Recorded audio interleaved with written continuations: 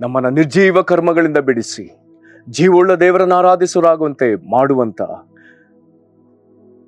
ಕ್ರಿಸ್ತನ ರಕ್ತ, ಈ ರಕ್ತವನ್ನು ಸುರಿಸಿದ ನಮ್ಮ ಕರ್ತನಾದ ಯೇಸು ಕ್ರಿಸ್ತನ ಅತ್ಯಧಿಕವಾದ ಕೃಪೆಯು ಸಮಾಧಾನವು ನಿನಗೂ ನಿನ್ನ ಕುಟುಂಬಕ್ಕೂ ಹೇರಳವಾಗಿ ಕರ್ತನ ಒದಗಿಸಲಿ. ಹೃದಯಂಗಮ ಮಾತು.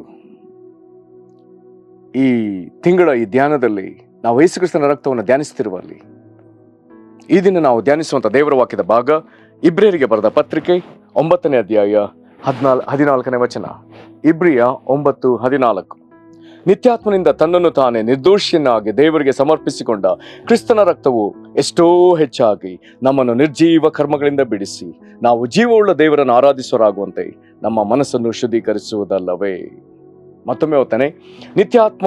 ನಿತ್ಯಾತ್ಮನಿಂದ ತನ್ನನ್ನು ತಾನೇ ನಿರ್ದೋಷಿಯನ್ನಾಗಿ ದೇವರಿಗೆ ಸಮರ್ಪಿಸಿಕೊಂಡ ಕ್ರಿಸ್ತನ ರಕ್ತವು ಎಷ್ಟೋ ಹೆಚ್ಚಾಗಿ ನಮ್ಮನ್ನು ನಿರ್ಜೀವ ಕರ್ಮಗಳಿಂದ ಬಿಡಿಸಿ ನಾವು ಜೀವವುಳ್ಳ ದೇವರನ್ನು ಆರಾಧಿಸುವರಾಗುವಂತೆ ನಮ್ಮ ಮನಸ್ಸನ್ನು ಶುದ್ಧೀಕರಿಸುವುದಲ್ಲವೇ. ಈ ವಾಕ್ಯಗಳನ್ನು ನಾವು ಧ್ಯಾನಿಸಿ ಕ್ರಿಸ್ತ ನಂಬಿಕೆಯಲ್ಲಿ ದೃಢಗೊಳ್ಳುವಂತೆ ದೇವರು ತಾನೇ ನಮ್ಮ ಮನೋನೇತ್ರಗಳನ್ನ ಬೆಳಗಿಸಿ ತನ್ನ ಜ್ಞಾನವುಳ್ಳ ಆತ್ಮವನ್ನು ನಮಗೆ ಅನುಗ್ರಹಿಸಲಿ. ಪರಿಶುದ್ಧಾತ್ಮನ ತಾನೇ ನಮಗೆ ಬೋಧಿಸಲಿ. ಕರ್ತನಲ್ಲಿ ಪ್ರೀತಿಯುಳ್ಳ ದೈವ ಜನರೇ, ಯೇಸು ಕ್ರಿಸ್ತನ ರಕ್ತ ಇದು ನಮಗೆ ಬಹಳ ಉತ್ತೇಜನಕಾರಿಯಾದ ಒಂದು ವಿಷಯ. ಇದು ನಮ್ಮನ್ನು ಬಹಳ ಧೈರ್ಯಪಡಿಸುವಂತ ವಿಷಯ. ನಿನ್ನ ಜೀವಿತದ ಮೇಲಿರುವ ಸಕಲ ಹೋರಾಟಗಳನ್ನ ಹೋಗಲಾಡಿಸುವಂತ ಅದ್ಭುತವಾದ ದೇವರ ಕೊಡುಗೆ. ಈ ಇಬ್ರಿಯ 9:14 ಒಂದು ವಿಶೇಷವಾದ ವಚನ. ಒಂದು ವೇಳೆ ಬಿಡಿ ಬಿಡಿಯಾಗಿ ಒಂದೊಂದು ಪದವನ್ನು ಧ್ಯಾನಿಸುತ್ತೇವೆ ಎನ್ನುವುದಾದರೂ 7ರಿಂದ 10 ವಿಷಯವಾದರೂ ಈ ವಾಕ್ಯದೊಳಗೆ ಅಡಕವಾಗಿದೆ. ಅನೇಕ ವಿಚಾರಗಳನ್ನ ಪ್ರಸ್ತಾಪಿಸುವಂತ ಅದ್ಭುತವಾದ ವಚನ. ಈ ಕಲ್ವಾರಿ ಶಿಲುಬೆಯಲ್ಲಿ ತ್ರೈಕತ್ವ ಪಾತ್ರವನ್ನ ಹೇಳುವಂತ ಒಂದು ವಿಶೇಷವಾದ ವಚನ. ಒಬ್ಬ ಮನುಷ್ಯನು ಎಂದಿನಿಂದ ದೇವರ ದೇವರನ್ನು ಆರಾಧಿಸುವಂತ ಒಬ್ಬ ಮನುಷ್ಯನ ಆರಂಭ ಎಲ್ಲಿದೆ ಎಂಬುದನ್ನು ತೋರಿಸುವಂತ ಆರಂಭದ ಒಂದು ವಚನ. ಜೀವಸ್ವರೂಪನಾದ ದೇವರನ್ನ ಸೇರಿಕೊಳ್ಳುವಂತೆ ಜೀವವಿಲ್ಲದ ಕ್ರಿಯೆಗಳು, ನಿರ್ಜೀವ ಕರ್ಮಗಳಿಂದ ಮನುಷ್ಯನು ಬಿಡುಗಡೆ ಆಗುವಂತೆ ಸಹಾಯ ಮಾಡುವಂತ ಸಂಗತಿ ಯಾವುದೆಂಬುದನ್ನ ತಿಳಿಸುವಂತ ಬಹಳ ಮಹತ್ತರವಾದ ಒಂದು ವಚನ. ದೇವರಿಗೆ ಸ್ತೋತ್ರ. ಈ ವಾಕ್ಯದಲ್ಲಿ ಪವಿತ್ರಾತ್ಮನ ಪರಿಚಯ. ದೇವರಾತ್ಮನು, ಆತನು ನಿತ್ಯಾತ್ಮನು. ಕಾರಣ ಯೇಸು ಕ್ರಿಸ್ತನ ಆ ಶಿಲುಬೆ ಯಜ್ಞ ಸುಮ್ಮನೆ ತಾತ್ಕಾಲಿಕ ಯಜ್ಞ ಅಲ್ಲ, ಅದು ನಿತ್ಯ ಯಜ್ಞ. ಆದುದರಿಂದ ಇಲ್ಲಿ ಪವಿತ್ರಾತ್ಮನು ನಿತ್ಯಾತ್ಮ. ಯೇಸು ಹೀಗೆ ನಿತ್ಯಾತ್ಮನಿಂದ ಕಲ್ವಾರಿ ಶಿಲುಬೆಯಲ್ಲಿ ತಂದೆಯಾದ ದೇವರಿಗೆ, ನಿತ್ಯ ದೇವರಿಗೆ ತನ್ನನ್ನು ಸಮರ್ಪಿಸಿಕೊಳ್ತಾನೆ. ದೇವರ ನಿತ್ಯ ಮಗನು ಆತನ ತನ್ನ ತಂದೆಗೆ ನಿತ್ಯ ನಿತ್ಯಕ್ಕೂ ಕಲ್ವಾರಿ ಶಿಲುಬೆಯಲ್ಲಿ ಸಮರ್ಪಿಸಿಕೊಂಡ ಭಾಗ. ಈತನು ಏನ್ ಮಾಡಿದ್ನಂತೆ? ಇಂಥವನ ರಕ್ತವೇ ಅದರ ಕುರಿತಲ್ಲಿ ಬರ್ತದೆ. ಸುಮ್ಮನೆ ರಕ್ತ ಎಂಬುದಾಗಿ ಬರೆಯದೆ ಕ್ರಿಸ್ತನ ರಕ್ತ ಎಂಬುದಾಗಿ ಬರ್ತದೆ. ಯೇಸು ಕ್ರಿಸ್ತನ ರಕ್ತದ ಕುರಿತು ವಿಧ ವಿಧ ಉಲ್ಲೇಖವಿದೆ. ಯೇಸು ಕಲ್ವಾರಿ ಶಿಲುಬೆಯಲ್ಲಿ ಸುರಿಸಿದ ರಕ್ತಕ್ಕೆ ವಿಧ ವಿಧ ಹೆಸರುಗಳಿದೆ. ಈ ವಾಕ್ಯ ಭಾಗದಲ್ಲಿ ಅದರ ಹೆಸರು ಕ್ರಿಸ್ತನ ರಕ್ತ. ಈ ರಕ್ತ ಏನ್ ಮಾಡ್ತದೆ? ಈ ವಾಕ್ಯ ಹೇಳ್ತಾ ಇದೆ, ಈ ಕ್ರಿಸ್ತನ ರಕ್ತವು ಎಷ್ಟೋ ಹೆಚ್ಚಾಗಿ ನಮ್ಮ ಕಲ್ಪನೆಗೆ ಮೀರಿ, ನಮ್ಮ ನಿರೀಕ್ಷೆಗೆ ಮೀರಿ, ನಮ್ಮ ಊಹೆಗೆ ಮೀರಿ, ನಮ್ಮ ಗ್ರಹಿಕೆಗೆ ಮೀರಿ ಇದು ನಮ್ಮನ್ನ ಎಲ್ಲಾ ವಿಧವಾದ ನಿರ್ಜೀವ ಕರ್ಮಗಳಿಂದ ಬಿಡಿಸುವಂಥದ್ದು. ಏನದು ನಿರ್ಜೀವ ಕರ್ಮ? ಯಾಕೆ ನಿರ್ಜೀವ ಕರ್ಮದ ಬಗ್ಗೆ ಬರ್ತದೆ? ನಿರ್ಜೀವ ಎಂಬುದಾಗಿ ಹೇಳುವಾಗಲೇ ಅಲ್ಲಿ ಅರ್ಥವಾಗ್ತದೆ ಜೀವವಿಲ್ಲದ ಕ್ರಿಯೆಗಳು. ಜೀವವಿಲ್ಲದ ಕ್ರಿಯೆ ಎಂಬುದಾಗಿ ಹೇಳುವಾಗಲೇ ಅದರ ಅರ್ಥ, ಅದರ ಸ್ವರೂಪ ಮರಣದ ಸ್ವರೂಪ. ಹಾಗಾದ್ರೆ ಮನುಷ್ಯರಲ್ಲಿ ಬಹುತೇಕ ಮಂದಿ ಈಗ ತಮ್ಮನ್ನು ತೊಡಗಿಸಿಕೊಂಡಿರುವಂತ ಕಾರ್ಯವೆಲ್ಲವೂ ಅದು ಮರಣಕರವಾದದ್ದು, ಅದು ಮರಣಕ್ಕೆ ನಡೆಸುವಂಥದ್ದು. ಅವುಗಳಲ್ಲಿ ಬಹುತೇಕ ಎಲ್ಲವೂ ನಮ್ಮನ್ನ ದೇವರಿಂದ ಅಗಲಿಸಿ, ದೇವರಿಂದ ನಿತ್ಯವಾಗಿ ಅಗಲಿಸುವಂತ ಮರಣಕರವಾದದ್ದು. ಹಾಗಾದ್ರೆ ಇಂಥ ಒಂದು ಮರಣಕರವಾದ ಸಂಗತಿಯಿಂದ ಮನುಷ್ಯನಿಗೆ ಬಿಡುಗಡೆಯುಂಟೋ? ಮನುಷ್ಯನು ಮಾಡುತ್ತಿರುವಂತ ನಿರ್ಜೀವ ಕ್ರಿಯೆಗಳಿಗೆ ಬಿಡುಗಡೆ ಉಂಟೋ? ಒಂದ್ ವೇಳೆ ನಾವು ಮಾಡ್ತಿರುವಂಥದ್ದು ನಿರ್ಜೀವ ಕರ್ಮ ಎಂಬುದಾಗಿ ಯೋಚಿಸ್ಲಿಕ್ಕೂ ನಮಗೆ ಗೊತ್ತಿಲ್ಲ. ಇಂಥದಕ್ಕೆ ಬಿಡುಗಡೆ ಬೇಕೆಂಬುದಾಗಿ ಯೋಚಿಸುವ ಶಕ್ತಿ ನಮಗಿಲ್ಲ. ಒಂದು ವೇಳೆ ಅರಿವಾದ್ರೂ ಇದರಿಂದ ಹೇಗೆ ಬಿಡುಗಡೆ ಹೊಂದಿಕೊಳ್ಳಬೇಕೆಂಬುದು ನಮಗೆ ಗೊತ್ತಿಲ್ಲ. ಆದ್ರೆ ಇದೆಲ್ಲವನ್ನ ದೇವರು ಮೊದಲೇ ತಾನೇ ಯೋಚಿಸಿ ಅದನ್ನು ಸಾಧಿಸಿದ್ದಾನೆ.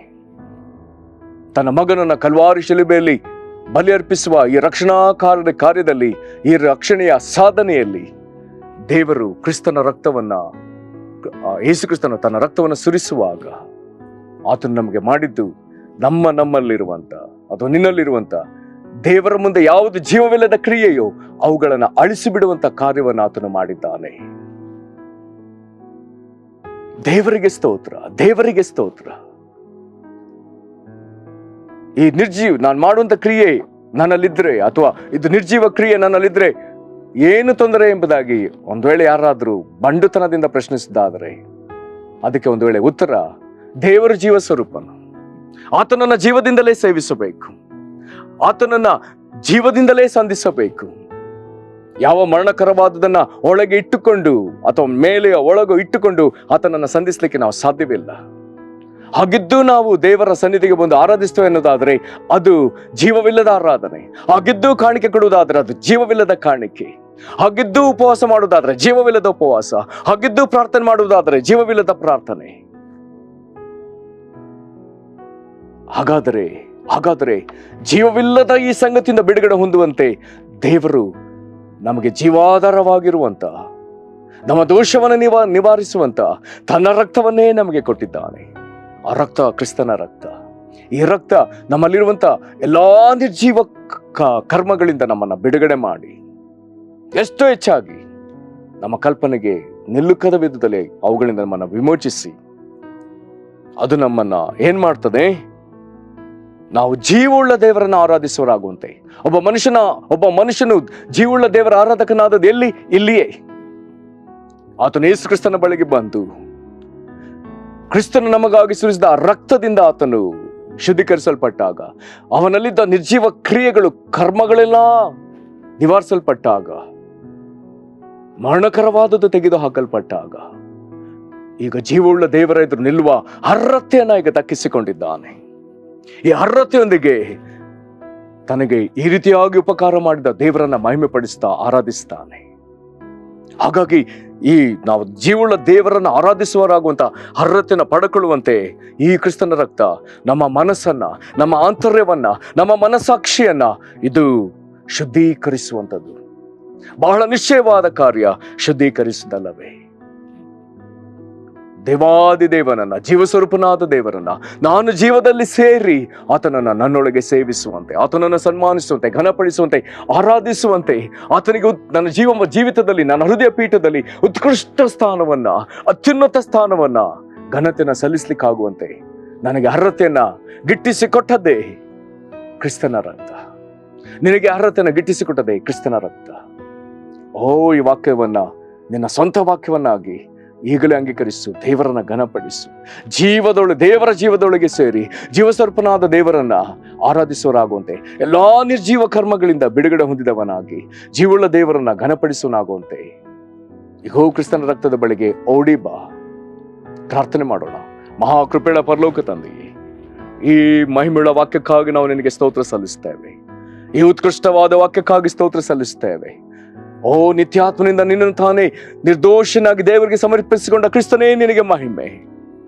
ನಾವು ನಿರ್ಜೀವ ಕರ್ಮಗಳಿಂದ ಕೂಡಿದವರಾಗಿರುವುದರಿಂದ ಜೀವಸ್ವರೂಪನಾದ ದೇವರನ್ನ ಸೇವಿಸೋಕೆ ಅದೇ ತಡೆ ಎಂಬುದಾಗಿ ಅರಿತು ನಮ್ಮನ್ನ ನಿರ್ಜೀವ ಕರ್ಮ ಕ್ರಿಯೆಗಳಿಂದ ಬಿಡಿಸುವಂತೆ ದೇವಾದಿ ದೇವನೇ, ನೀನೇ ನಿನ್ನ ಜೀವವುಳ್ಳ ರಕ್ತವನ್ನ, ಜೀವಾಧಾರವಾಗಿರುವ ದೋಷವನ್ನ ನಿವಾರಿಸುವಂತ ನಿನ್ನ ಅಮೂಲ್ಯವಾದ ರಕ್ತವನ್ನ ನಮಗಾಗಿ ಸುರಿಸಿದ ದೇವರೇ ನಿನಗೆ ಸ್ತೋತ್ರ.